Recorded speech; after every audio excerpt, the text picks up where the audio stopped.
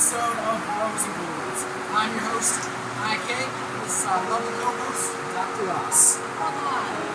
We're getting ready to watch Retribution, the next taken film of the line with Neeson. Now, Dr. Ross and I just had the pleasure of seeing the Equalizer 3, which, if you haven't seen, it was a phenomenal film. It was amazing. Denzel Washington really did an A-plus job. Whatever it is you and your friends do it somewhere else. You warning me? I'm preparing you. I agree. This has to be one of his best films.